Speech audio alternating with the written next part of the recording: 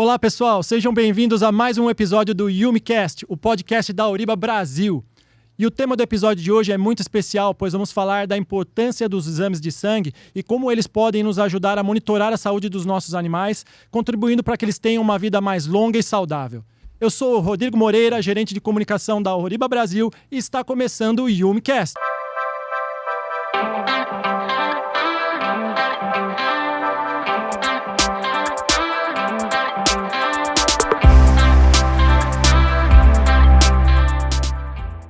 E hoje, novamente, eu tenho aqui a companhia do CEO da Auriba Brasil e América Latina, Fernando Jório. Tudo bem, Fernando? Olá, Rodrigo. Tudo bem? Obrigado pelo convite. É um prazer estar aqui com vocês hoje. Obrigado, doutora Juliana, pela sua presença.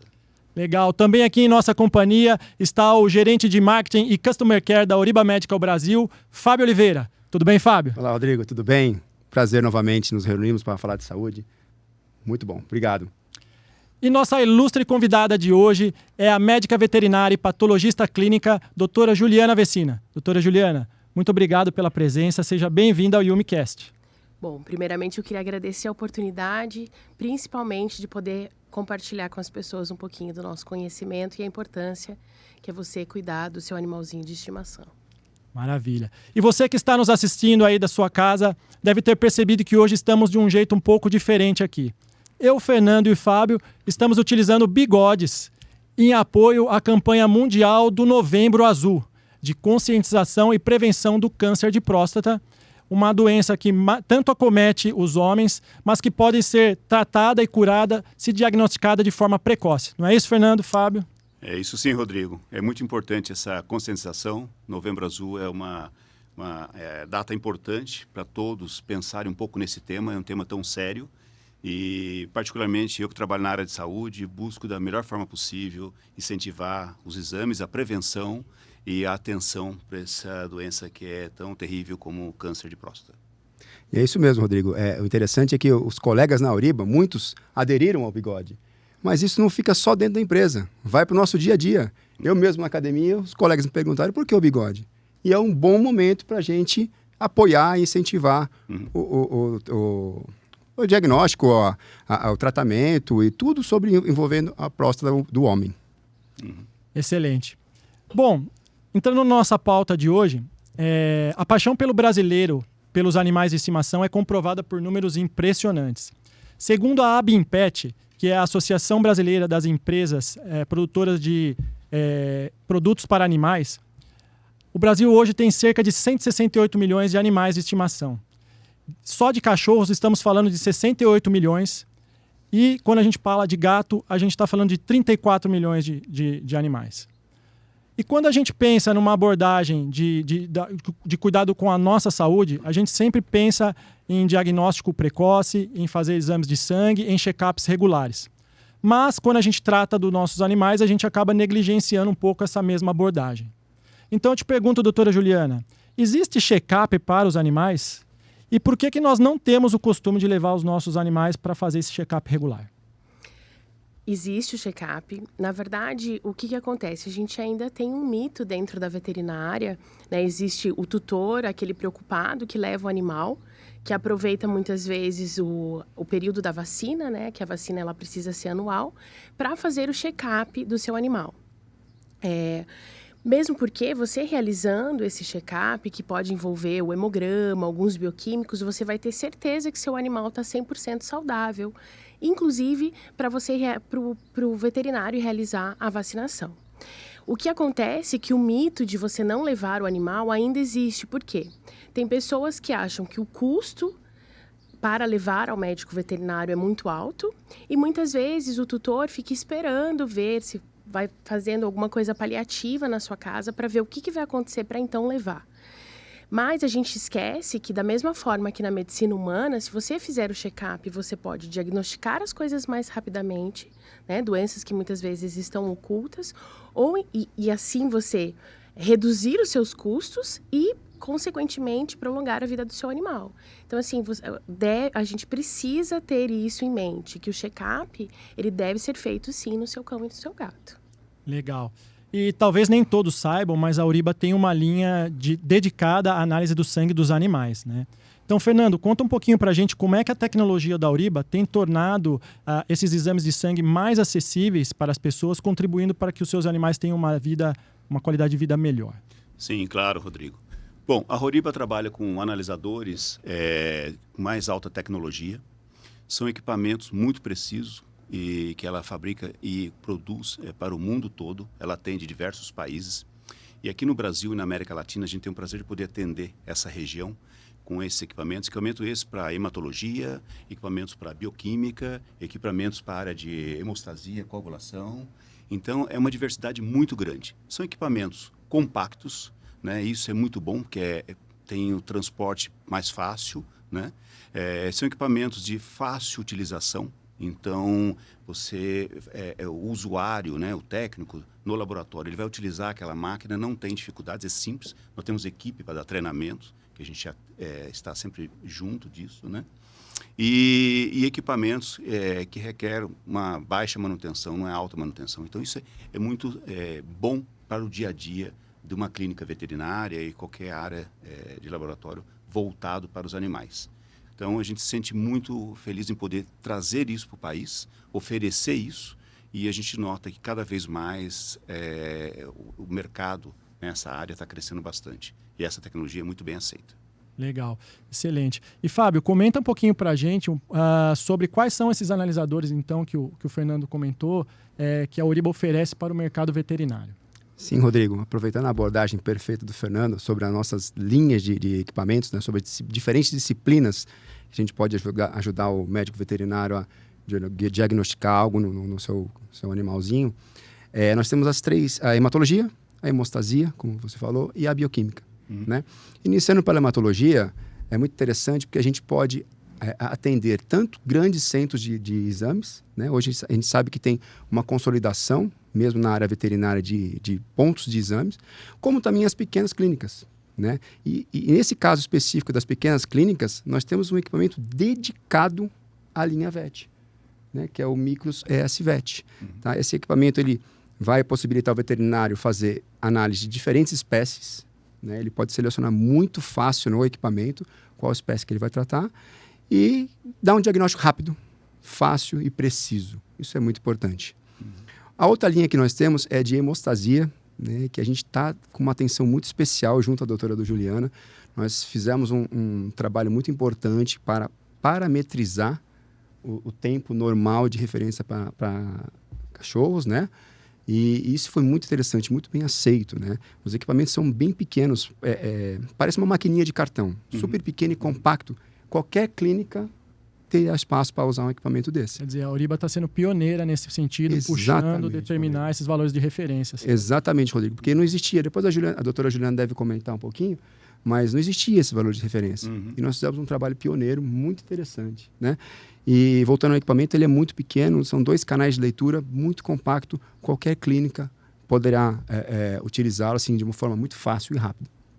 E também a bioquímica. Sim. Né? A bioquímica é uma disciplina muito importante, né, na área laboratorial, onde o médico veterinário, assim como o médico nossos humanos, pode detectar qualquer problema, qualquer disfunção hepática, qualquer problema renal, glicemia, entre outros testes importantíssimos para prevenção de doenças e até o tratamento posterior. Excelente, Fábio. E eu queria ouvir agora a doutora Juliana, então, quais são os principais exames que a gente fala quando a gente entende dessa questão veterinária, né? Quais são os principais exames que um médico veterinário pode solicitar para os nossos animais, pensando nessa questão da prevenção, do check-up?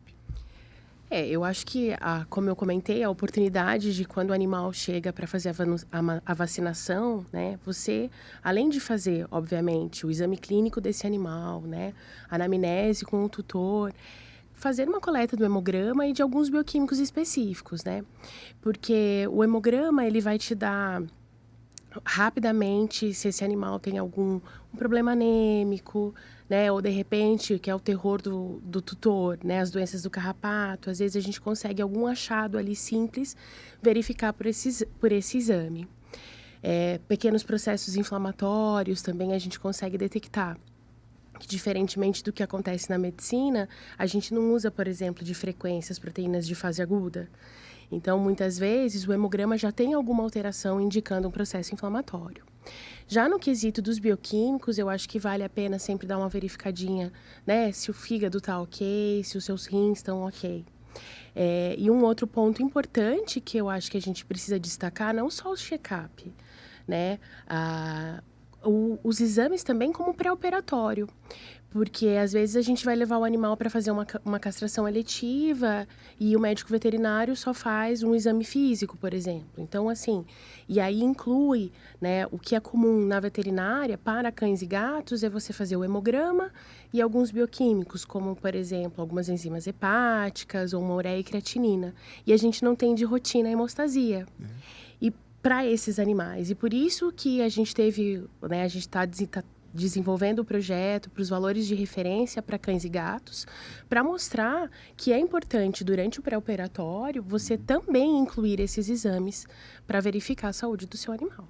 Se a gente faz esse exame pré-operatório para nós, né, por que não fazer para os nossos animais também? Exatamente. Sim, Rodrigo, até reforçando, né? Hoje, pelo que a gente entende, que a doutora explicou, um pré-operatório consiste na análise das plaquetas, número de plaquetas apenas. Exatamente. Né? Acaba sendo uma análise muito deficiente da necessidade real, superficial, exatamente. Porque dentro, né, da cascata toda de coagulação, a gente só tem a plaqueta ali no início, né, na hemostasia primária, e não tudo que acontece depois. Exatamente. Então, essa é a importância. E eu acho que outro ponto importante da nossa preocupação com esse projeto, que além de fazer a cascata de coagulação, a gente também tem a oportunidade com esse equipamento de dosar o fibrinogênio, que é uma proteína de fase aguda. Então, assim, ela vai indicar com 6 horas antes se há um processo inflamatório nesse animal que vai ser submetido a uma castração eletiva, por exemplo.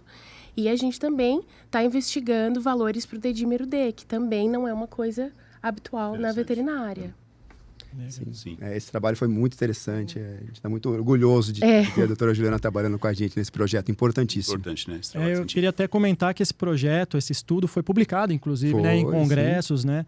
Então, está disponível aí para quem quiser dar uma olhada. Até nas redes sociais da Auriba já foi publicado o resultado desse estudo. Fica à disposição de todos vocês aí. Com relação ao hemograma, curiosidade minha, né? Cães e gatos que fazem, tem um índice alto de anemia, alguma coisa nesse sentido que acaba encontrando muito nesses animais, doutora? Toda a fisiopatologia é bem semelhante com o humano. Então, a gente tem os quadros de anemias pelas mesmas causas, mas a gente tem que lembrar que existem algumas causas infecciosas que são exclusivas dos animais, né? No caso, as doenças do carrapato, que envolve uma variedade de etiologia de causadores, né? A gente tem a Ehrlichia, a Babésia, a Anaplasma. São vários hemoparasitas que são causadores de alterações diferentes no hemograma que indicam doença do carrapato, né? E o gato também tem algumas inclusões parasitárias específicas. Mas o quadro anêmico, ele também pode ter uma anemia ferropriva, por deficiência nutricional, como acontece em humano. O cão e o gato, de maneira geral, a resposta tanto da série vermelha quanto da série branca, ela é bem semelhante ao humano. É bem semelhante. É interessante. E aproveitando esse assunto sobre o cão e gato, existem muitas diferenças na morfologia das células entre as duas espécies? O que acontece, assim, o cão é a espécie animal que mais se assemelha ao humano, né? Desde o tamanho da sua hemácia, né, o glóbulo vermelho, como a série branca. Já o gato, a hemácia dele é menor, né? A gente tem a dificuldade da coleta no gato, então a gente pode ter alguns problemas em relação aos globais, porque o gato é um animal difícil de conter para você realizar a coleta. Então, às vezes, você vai ter aglomerado plaquetário, então você tem que ter todo um cuidado para a avaliação desse exame. O que a gente tem que ter sempre em mente, que é importante que um patologista veterinário faça análise desses exames, por quê? Devido às particularidades, principalmente em relação à série branca, né, a granulação dos eosinófilos, ela é diferente em cada espécie. Até as granulações tóxicas que a gente pode ter dentro dos animais e as inclusões, né? Então, a gente pode ter, além das doenças do carrapato, por exemplo, a inclusão de lentes, que é um indicativo, né, na verdade, o diagnóstico para a sinomose. Então, isso não é comum no humano. Então, é muito importante que seja um patologista veterinário treinado que faça análise dessa parte morfológica dos exames. E até entre raças, né? Sim, exato. Entre, por exemplo, cães. Entre raça de cães deve ter diferença também no resultado do exame por células diferentes. Existem algumas Morte. particularidades. Por exemplo, o tamanho das hemácias em poodle costuma ser maior. Olha Né? isso. Então, ele já tem uma macrocitose normal da espécie. E já o Akita é microcitose. Então, existem algumas particularidades dentro das raças também. E isso é muito interessante e reforça ainda mais a importância das máquinas da Auriba ter o teste por espécie. Né? A gente consegue diferenciar, entendeu? Então, assim, Certeza, os isso é valores muito... são direcionados para cada espécie. Exatamente. A gente não pode usar uma máquina de humano para fazer um teste veterinário sem ter essa classificação, essa diferenciação. Exatamente. Isso é muito Porque importante. as células, o tamanho delas são diferentes em todas as espécies. Isso é um ponto bem importante, né? Sim, com Saber que certeza. tem um software preparado para essa Cada análise, espécie. né? De espécie... no caso Distintas dos animais, espécies, exatamente. Legal. Doutora Juliane, quando você comenta, né, dos testes bioquímicos e a gente pensando um pouquinho na função hepática dos nossos animais, o que seria então a fosfatase alcalina e o ALT? E para que elas servem? Bom, ambas são enzimas hepáticas que durante o período, só podem ser, quando a gente tem elas aumentadas na circulação devido a uma lesão hepática, né, eles são indicativos de lesão hepática. Mas, quando a gente está dentro do padrão normal, você não tem o vazamento de dentro dos hepatócitos dessas enzimas. Isso pode acontecer durante um quadro de lesão hepática, que pode ser ocasionado, por exemplo, por uma substância tóxica, ou, né, um uso inadequado de uma medicação, ou o animal ingeriu uma planta tóxica, ou devido a uma causa infecciosa, por exemplo, e aí você tem um aparecimento, né, o aumento dessas enzimas na circulação. É interessante comentar que também as enzimas são específicas de acordo com cada espécie. Então, existem uma infinidade, né? Na rotina, normalmente, para cão, o ideal é você pedir fosfatase alcalina e ALT, porque são mais sensíveis para essa espécie. Enquanto que para gato, gama GT e ALT. Olha só, que interessante. Porque elas são específicas para gato. E aí, dependendo da espécie que você vai estudar, você escolhe qual é mais sensível. Não quer dizer que o animal não tenha, mas ela é mais sensível para determinada espécie. Então, sempre tem em mente. Cão, fosfatase alcalina e ALT. Gato, gama GT e ALT para o acompanhamento de lesão hepática. E com relação a AST, tem alguma coisa também? Porque eu estou vendo a doutora mencionar a ALT, né? A AST, eles têm, mas a AST normalmente a gente ela é ideal para grandes animais. Né? Em cães e gatos, ela pode ocorrer um aumento em quadros de hemólise, por exemplo. Então, às vezes, se o animal tem uma babesiose, pode ter um indicativo. Mas ela, devido à localização dela dentro da célula, ela demora mais para aumentar. Então, por isso que para pequenos animais, o ideal é a ALT, e aí, dependendo da espécie, ou fosfatase alcalina ou gama GT. Perfeito. Posso, Rodrigo? Claro. Doutor Gil, aproveitando esse leque de exames, né, na bioquímica, é muito interessante. A gente sabe, né, que tem muitos animais, eles têm a alimentação certa deles, né, a ração, mas muitos tutores acabam dando coisinhas diferentes, tudo. Um arrozinho. Às vezes uma bolachinha, uma mortadela, alguma coisa a mais. Nos animais também é comum fazer o teste de, por exemplo, colesterol, glicemia, isso vai interferir também bastante no resultado deles? A gente faz também. Faz também. Pode ser solicitado.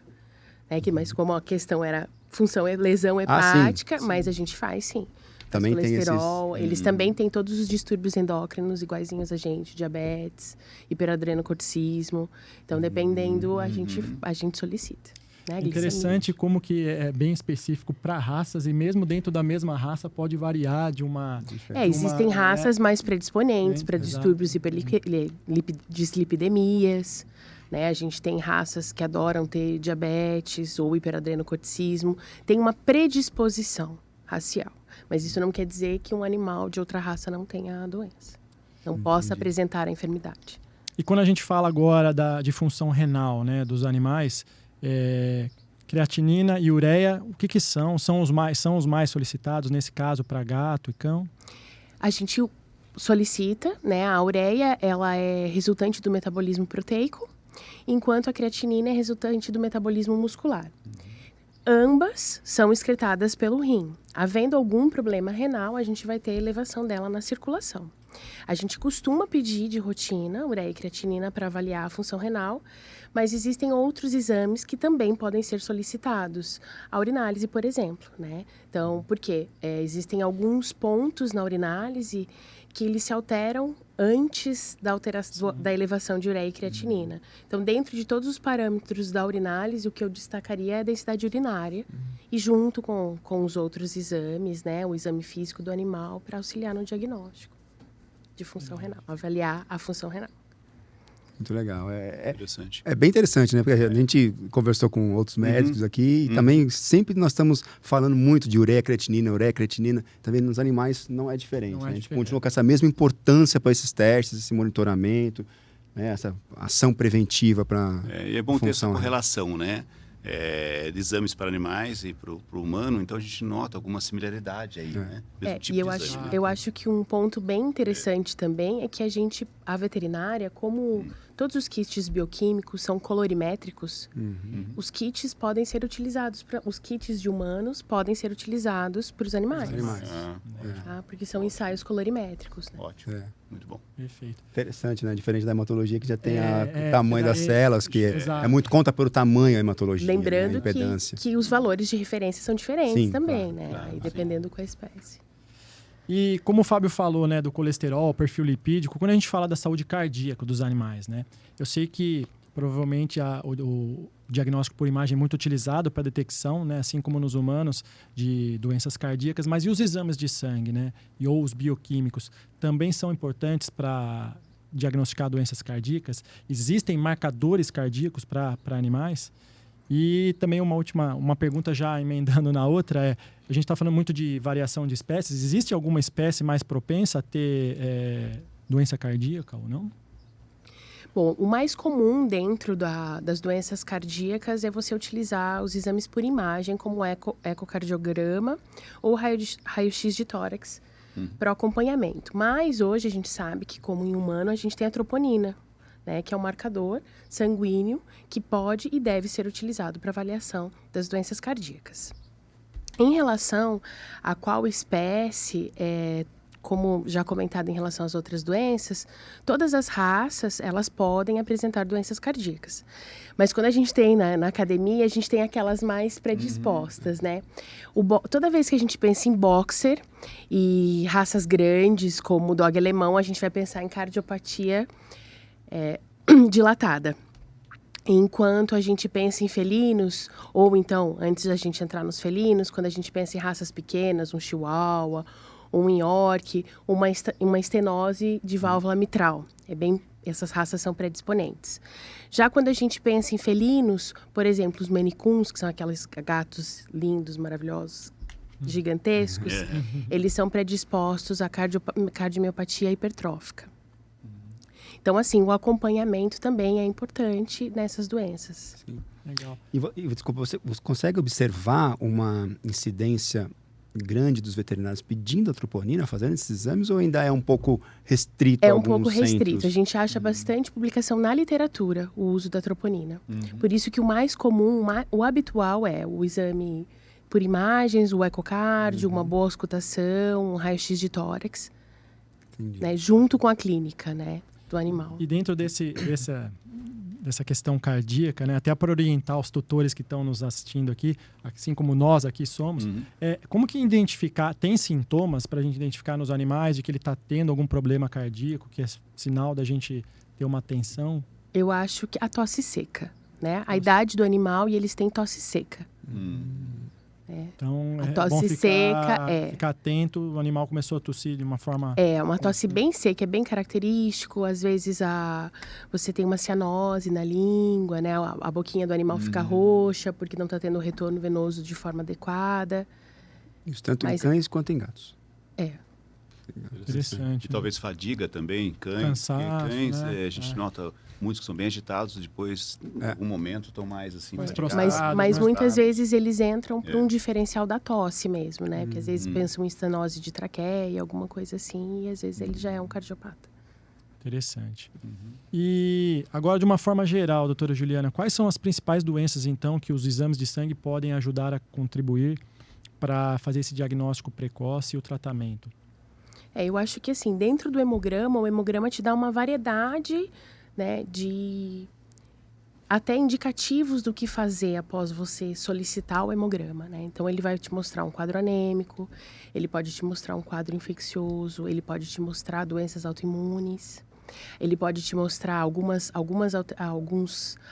neoplasias de origem na medula óssea, a gente consegue também acompanhar pelo hemograma doenças, processos alérgicos. Então, assim, o hemograma, ele, como na medicina, né? Ele é... Ele teste de triagem. Ele, né? exatamente. Ele é aquela triagem até para direcionar qual outro exame complementar, ou então qual outro profissional, isso que hoje a gente tem na veterinária as especialidades também, né? Não só a patologista clínica, mas você tem as especialidades para indicar para onde, o que fazer, a sequência com o seu animalzinho. Legal. Então, doutora, se a gente pegar esse nosso papo e para coletar os principais exames para uma triagem, né, de um animal, um acompanhamento, né? Check-up, né? Vamos dizer assim. Perfeito, fugiu a palavra. Um check-up, certamente o hemograma é um deles, né? A gente tem que ter um hemograma. Quais seriam os outros? Seriam bem importantes, até para um médico veterinário que esteja nos assistindo ter essa ideia do que seria mais importante investigar. O que eu faria, né? O que eu peço para o meu animal? Um hemograma completo, as enzimas, né? O CH, porque eu tenho os dois, né? Eu tenho gato e cachorro. De acordo com a espécie. E uma avaliação da função renal. Seria um check-up bem cheio. E óbvio, né? Tem que sempre lembrar que a gente precisa ter o exame físico bem avaliado. Se não vai diante daquele exame físico, se tem algum outro indicativo que necessite um outro exame mais específico. Mas de antemão, eu faria um check-up dessa forma. Obviamente que acho que avaliar a hemostasia também é interessante, agora que a gente vai ter os valores de referências disponíveis, né? É um baixo custo, numa situação do check-up anual seria bem interessante. Você vai ter todo seu animalzinho avaliado e ter certeza de uma longa vida para ele. E é isso muito, novamente, poder falar que a Oriba oferece essa solução para os laboratórios, né, para as clínicas veterinárias, na verdade, uma comunidade para o tutor que já leva o seu animalzinho para fazer a vacina, como você sugeriu, e já tem a solução ali, né, já é coletada a amostra e não há necessidade de tirar o animal dali da clínica para ir coletar o sangue num outro local específico. Né? Exatamente, Rodrigo. E até aproveitando, como a Oriba fornece esses equipamentos, tanto para hemostasia como para hematologia, muito compactos, a própria clínica veterinária, se tiver um veterinário apto a fazer os exames que basicamente são, é muito interessante, porque não precisa nem tirar a amostra, mandar para outro lugar para fazer, ele faz na hora. É um resultado rápido. No local. Para o tutor isso é uma vantagem muito grande. Exatamente, né? vai ajudar muito o tutor, é uma praticidade, né? Muito grande, né, no dia a dia. Exato. E quando a gente pensa nesse combo do check-up que o Fábio falou, qual seria a periodicidade ideal? Né? A gente fala dos humanos aqui uma vez ao ano, né? Ou se a gente está falando da vacinação aqui, também seria essa uma vez ao ano? Para o animal saudável, pelo menos uma vez por ano. E aí eu acho que o fato de, já que tem a dificuldade, às vezes tem dificuldade para transportar e até o veterinário, então a oportunidade da vacinação, né, já faz o check-up. Mas também pode depender do quadro do seu animal. Se o animal tiver uma doença crônica, e o acompanhamento dele vai variar de acordo com o quadro que esse animal tem. E aí nada mais interessante do que você conversar com o seu médico veterinário. É aquela história, né? O animal está apresentando algum sintoma, não vai esperar, não vou levar porque tá um ano lá, né? Às vezes uma simples apatia ou um cansaço é indicativo de alguma coisa. Né? Hoje a gente sabe que tem os tutores que são mais ativos ali junto com o animal, mas a gente ainda tem um perfil do tutor que não tá ali todo o tempo. Então, tem as pessoas que são mais atentas, que conseguem determinar uma simples apatia e já falam, não, olha, tá acontecendo alguma coisa errada com o meu animalzinho, e já leva no veterinário. E aí você consegue ter um diagnóstico precoce, mas a gente ainda tem a outra situação. E, doutora, com relação a cães, por exemplo, existem raças que têm uma incidência maior para um tipo de doença, uma predisposição para uma determinada doença, outra não? Existe essa diferença? Isso existe dentro das raças. Na verdade, a gente brinca que o vira-lata é o mais... Né, resistente? O sem raça definida, o sem raça definida, ele tem uma maior resistência, talvez por causa de toda a seleção genética dos outros animais que vem vindo a longo prazo, daí eles acabam sendo mais selecionados geneticamente e mais predispostos. Mas tem, não só em relação à doença cardíaca, como algumas doenças renais, hepáticas, existe uma predisposição entre as raças, aí é uma infinidade. Eu imagino que tem cães que são de regiões mais frias, por exemplo, de origem da Europa, alguma coisa assim, vem para um país tropical, acho que sente mais, ou coisas desse tipo também, né? Exatamente. Assim, eu acho que um exemplo engraçado por exemplo, o Poodle, ele é uma raça que é predisposta ao hiperadrenocorticismo. Então, já chega na clínica, você já olha, você já olha, vê toda a sintomatologia dele, que é bem característica da raça. E, óbvio, vai pedir os exames para confirmar tudo, mas você olha para o animal e você tem certeza que é aquilo ali. Olha, então, tem raças, tem doenças bem, assim, características da raça mesmo. Interessante também como o ambiente pode ser determinante, né? Onde esse animal tá inserido, como o Fernando falou, em áreas mais frias, ou em áreas, por exemplo, o manejo que o tutor dá, onde não oferece água, por exemplo, filtrada para o cachorro, incidência de giardia, sei lá, alguma outra doença. Parasitose, exato, Que, né, também tem que fazer regularmente as vermifugações, ou até mesmo se você faz a prevenção para os carrapatos ou não, porque não adianta só fazer no animal, você tem que fazer no ambiente também, né? Então, não só o carrapato, como as pulgas também, tem alergias que são bem características devido à picada de pulga. Então, tem todo um manejo sanitário que também é importante para manter o seu animal saudável. Legal. Eu até, mudando um pouquinho, eu tenho visto bastante, tem outdoors na rua, anúncio do próprio banco, plano de saúde para animais. Não sei se vocês têm observado também essa tendência. Até cartão de crédito oferecendo já com benefício. Eu escutei isso no rádio ontem. Cartão de crédito, cartão de crédito com foto do seu animalzinho. Olha que coisa, isso eu não vi. Mas eu queria ver do plano de saúde, talvez até pensar no futuro em ter esse check-up dentro do plano de saúde. Não sei se ele cobre isso já. Seria interessante, Fábio, não é? Eu acho que cobre. Mas não são todas as clínicas que aderem ao plano de saúde. Entendi. Sei que tem um custo, tem um check-up. É parecido com o nosso, né? Depende do tipo do plano. E aí você vai ter assistência até um valor, às vezes completa. Mas, assim, ainda a gente tem o veterinário fiel, né? Então, você tem aquele clínico que você gosta e você vai levar nele com confiança. Ele estando no plano de saúde ou não. Exatamente. Ainda levar Eu acho importante a gente trabalhar no acesso, né? Exatamente. Melhorar o acesso para a população, para poder os seus animais serem atendidos, né? Então, a gente conversa muito dentro da CBDL, da Câmara Brasileira de Diagnóstico Laboratorial, que fazemos partes, tem mais de 60 empresas que fazem partes, e muitas delas oferecem produtos para a área diagnóstica. E lá a gente busca, de uma forma positiva, trazer cada vez mais o acesso, batalhar pelo acesso para que a população esteja informada e que o exame para aquele animal esteja numa localidade mais próxima possível. Então, assim, a gente atender, mesmo a área remota, né, trazendo tecnologias. Hoje a gente está falando aqui de analisadores, no caso da Horiba, né? São de pequeno porte, fácil acesso, com alta tecnologia. Isso é uma forma de abrir o acesso para a população e ajudar o médico veterinário com esse tipo de tecnologia para um diagnóstico mais preciso, né? E eu acho que são duas vias, né? O veterinário solicitar Isso. E o tutor. Se ele sentir deficiência, que nem como nós, vamos ao médico, não, doutor, eu quero fazer tal exame. Pedir, olha, eu gostaria que o senhor fizesse um hemograma do meu animal também. Eu acho que partir do outro lado também é interessante. Sim. Estimular Exatamente. o tutor. E quando eu comentei do cartão de crédito, até uma recapitulação que eu não quis dizer do cartão de crédito para o cachorro com o cartão de crédito, mas o cartão de crédito oferece como benefício um seguro pet. Então as pessoas, é isso que eu tô falando, Às vezes ela tem esse benefício até de estimular e ela nem sabe. Então ela pode pedir para o veterinário fazer o exame, porque o cartão dela, o seguro, vai cobrir. Né? Então esse também, às vezes então as pessoas podem até consultar a bandeira com o seu banco se está disponível esse benefício para você, porque existe sim e às vezes as pessoas nem sabem.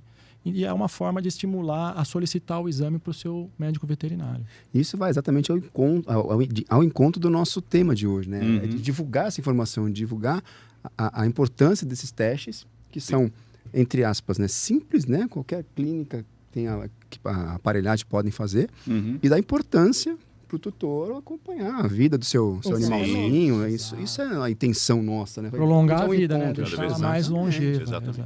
Exatamente. Bom, doutora Juliana, durante a semana aí a gente costuma divulgar a agenda dos nossos podcasts e também internamente e nas nossas redes sociais. E a gente recebeu algumas perguntas, eu queria compartilhar algumas delas com você. A primeira delas é até curiosa, né? Então a pessoa que nos mandou perguntou assim: como nos humanos é necessário para o animal ter um preparo antes de fazer os exames de sangue? Então a gente sabe que a gente antes de fazer tem que estar em jejum, tem uma série de regras ali. Nos animais é a mesma coisa? Como que funciona? É a mesma coisa, né? O primeiro ponto é o jejum alimentar, né, de sólidos, de 8 a 12 horas. E é interessante também, se o animal estiver tomando alguma medicação, perguntar para o veterinário se essa medicação precisa ou ser suspensa, ou então informar se a pessoa que for realizar a coleta, que esse animal está tomando uma medicação contínua, para ajudar na interpretação do exame. Dependendo da medicação, ela pode influenciar nos resultados. E assim, seguir as recomendações do veterinário em relação, inclusive, à forma da coleta, para que a gente tenha uma amostra adequada, para que não tenha nenhum interferente ali no seu resultado, para você ter um resultado confiável. Até na questão da coleta, como é feito isso? É sedado o animal?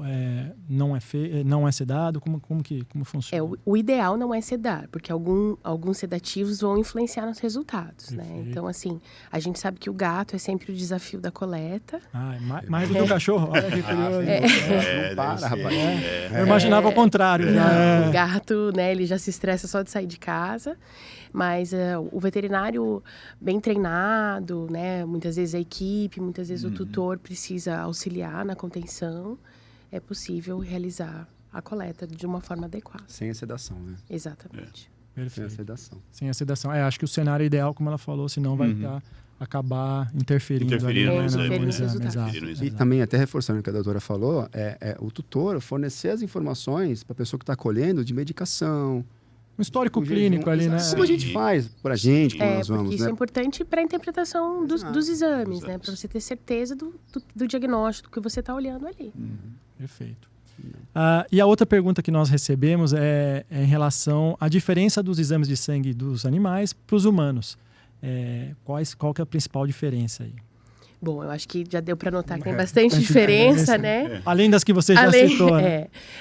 Eu acho que tem muita semelhança e, ao mesmo tempo, existem diferenças, né? Em relação ao cão e o gato, a interpretação, os valores, começa pelos valores de referência, né? Então, os valores de referência são bem diferentes entre as 3 espécies.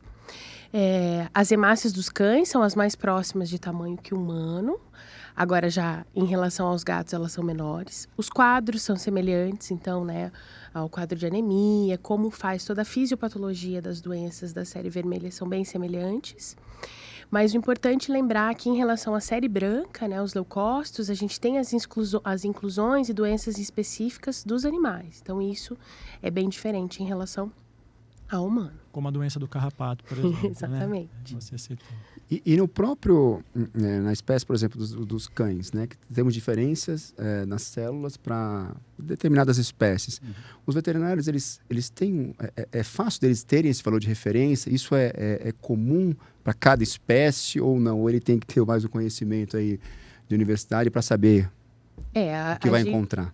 A gente tem, né, os especialistas normalmente têm mais acesso às particularidades, né? Hoje a gente tem vários cursos e especializações e residência de patologia clínica nas diferentes universidades, mas porque o clínico, normalmente, ele vai direto nas alterações de acordo com o exame físico.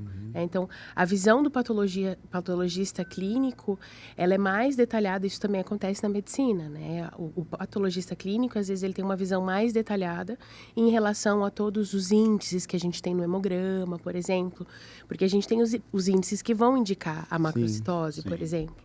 Sim. Então, assim, você tem acesso ao conhecimento. Hoje a gente tem excelentes profissionais no mercado e tem acesso a muito mais especialização de quando, por exemplo, quando eu me formei.